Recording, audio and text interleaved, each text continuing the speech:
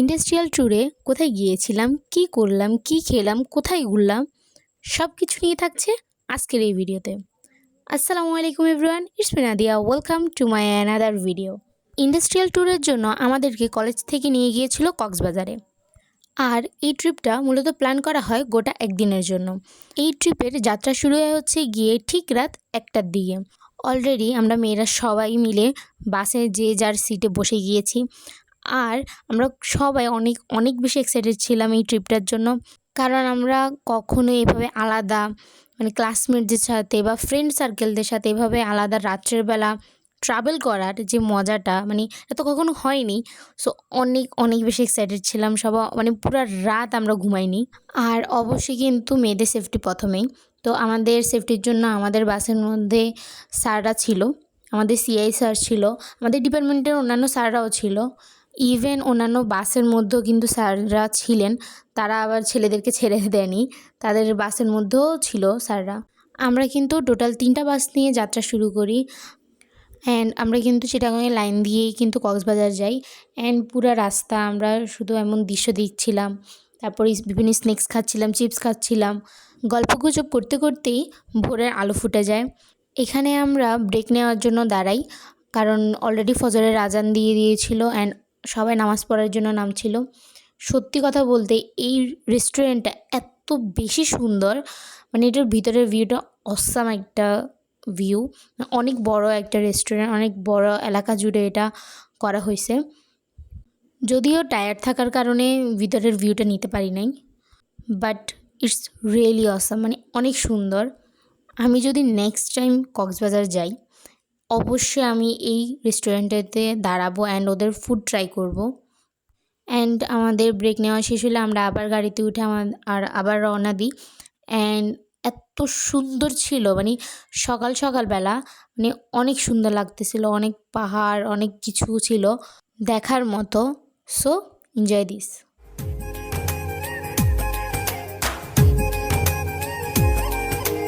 देखो कहाँ गए हम सनम साथ चलते, जहाँ दिन की बाहों में रातों के साए हैं ढलते। चल वो चौबारे ढूंढे जिनमें चाहत की बूंदे, सच कर दे सपनों को सभी। এসব ভিউ এনজয় করতে করতেই আমরা পৌঁছে যাই আমাদের লোকেশানে, এআর গেস্ট হাউসে। আমরা আমাদের রুমে চেক ইন করি প্রায় 7টা 10-এ। আর এখন চলুন আপনাদেরকে আমাদের রুমটা দেখাই। আমাদের রুমে ছিল 2টা বেড, একটা বড় এবং একটা ছোট।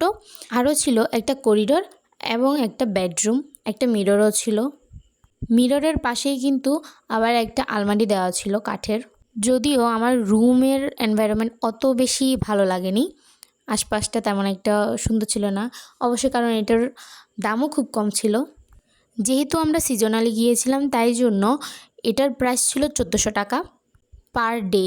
আর যদি আনসিজনালি আসতেন তাহলে অবশ্যই এটা 3000 থেকে 3200 টাকার মতো হয়ে যেত। আমরা হোটেলে চেকিং করার পরই তাড়াহুড়ো করে ফ্রেশ হয়ে আবার রেডি হয়ে আমরা কলেজের ড্রেস পরে নাস্তা করার জন্য তার পাশের হোটেলেই চলে আসি। এই খাবার হোটেলটা কিন্তু পাশের হোটেলের আমাদের হোটেলেরই আন্ডারে কাজ করে।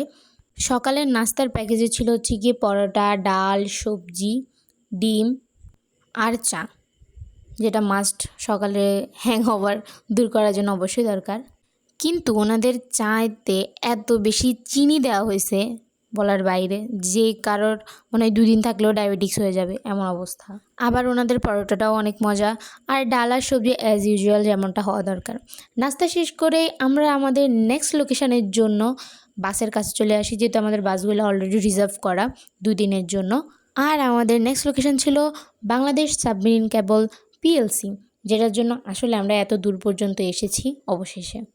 অ্যান্ড লিটারেলি এটা অনেক অনেক সুন্দর। আর তার চেয়েও বড়ো কথা, এর পুরো এরিয়াটা অনেক বড়, অনেক বড় সড়ো একটা এরিয়া জুড়ে কিন্তু এই সাবমেরিন কেবলস পিএলসির। এখানে মূলত সাধারণ মানুষের এন্ট্রি পসিবল না, হয় স্টুডেন্ট অথবা কোনো স্পেশাল কোনো এন্ট্রি নিয়ে আসতে হবে।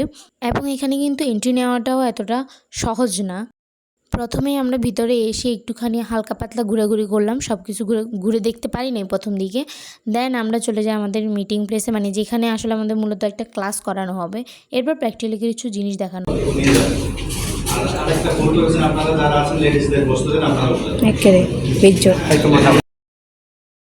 এখানে আমরা 45 মিনিটের মতো ক্লাস নেওয়ার পর আমরা এখান থেকে চলে যাই হচ্ছে কি একটা প্র্যাকটিক্যাল রুমে, যেখানে সাবমেরিন কেবলের এমন অনেক অসংখ্য ইনস্ট্রুমেন্ট ছিল, মেশিনারিজ ছিল, যেটা বলার বাহিরে। অনেক অনেক দামি দামি সব মেশিনারিজ ছিল, যেগুলো আমার মনে হয় না কোনো জনসাধারণ মানুষ কখনো এগুলো দেখেছে বলে। আর এটা হচ্ছে গিয়ে সেই সাবমেরিন কেবল যেটা দিয়ে আসলে মূলত নেটওয়ার্ক আমরা এক দেশ থেকে অন্য দেশে তলদেশ দিয়ে আনা নেওয়া করি। একদম এই চিকন চিকন তার থেকে শুরু করে এই পুরো মোটা কেবলটা তৈরি হয়। মানে এটার ওজন প্রায় না হলেও, এই যতটুকু জিনিস আমাদের হাতে ছিল আর কি, এটা সামান্য সাবমেরিন কেবল একটা টুকরো ছিল, এটার ওজন না হলেও 7 থেকে 8 কেজি ছিল।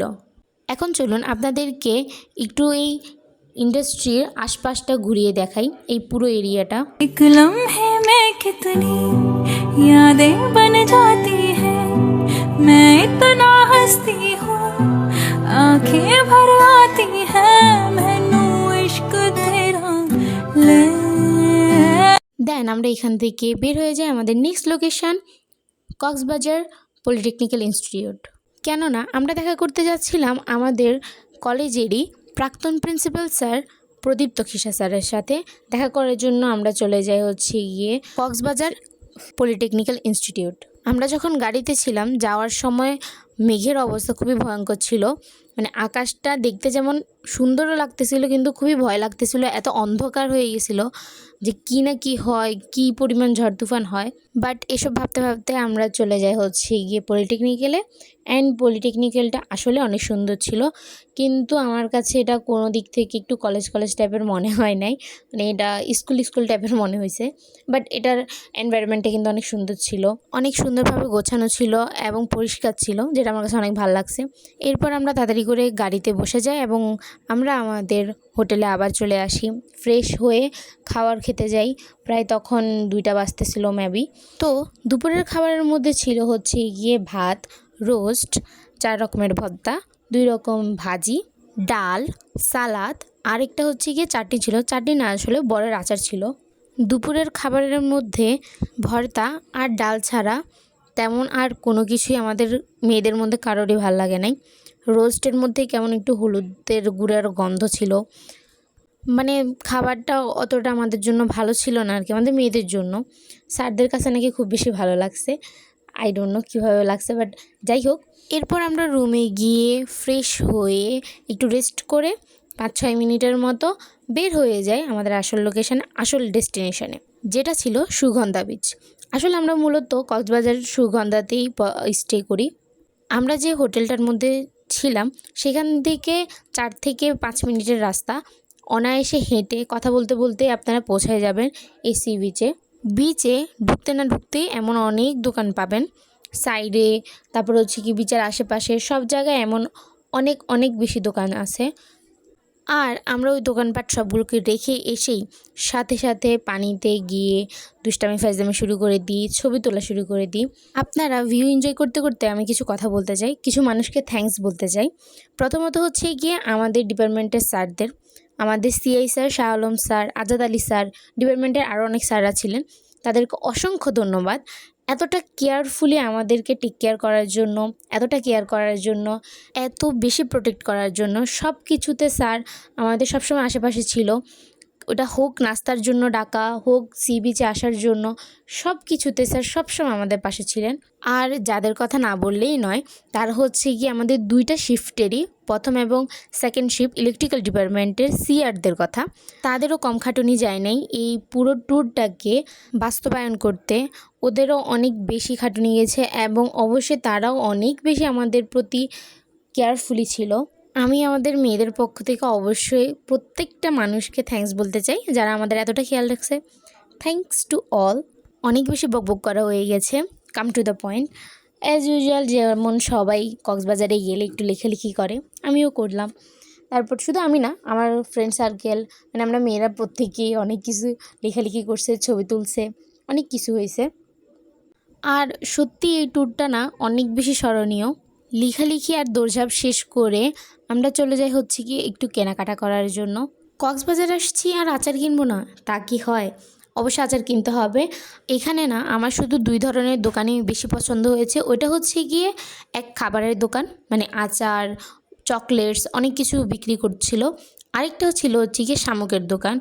আই লাভ ইট, মানে এত বেশি সুন্দর লাগছিল, মানে হরেক রকমের অনেক ভ্যারাইটিস ছিল এখানে শামুকের, অনেক বেশি সুন্দর ছিল।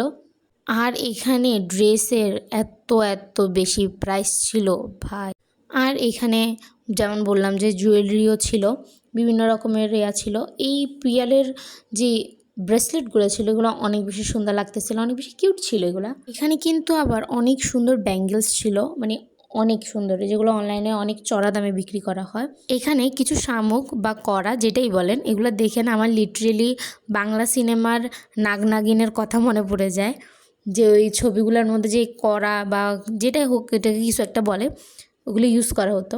আর এখানে হচ্ছে গিয়ে আমরা ফ্রিতে আচার খাচ্ছিলাম, মানে আগে প্রথমে টেস্ট করতাম, এরপর গিয়ে যে আচারটা ভালো লাগতো ওটা কিনতাম।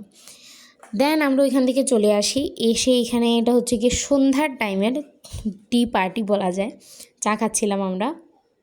এরপর আমরা চেক আউট করি আমাদের হোটেল থেকে প্রায় রাত 8টায়।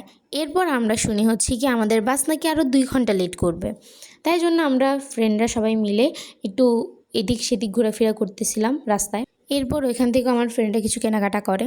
কেনাকাটা করার পর আমরা বের হয়ে আমাদের গাড়িতে চলে আসি। অ্যান্ড গাড়িতে আমরা ব্রেক নেওয়ার পর আমরা সবাই মিলে আইসক্রিম খাই। আর আমরা ব্রেক নেওয়ার জন্য দাঁড়াই হচ্ছে কি মিডওয়ে ইন এলটিডি। ভাই এটার প্রত্যেকটা খাবারের প্রাইস এত বেশি, মেবি এটা হাইওয়েতে, তাই জন্য এখানে প্রত্যেকটা খাবার থেকে 5 টাকা করে বেশি ওনারা টাকা নিচ্ছিল। আই ডোন্ট নো কেন। সো আজকের ভিডিও এই পর্যন্তই। আল্লাহ হাফেজ।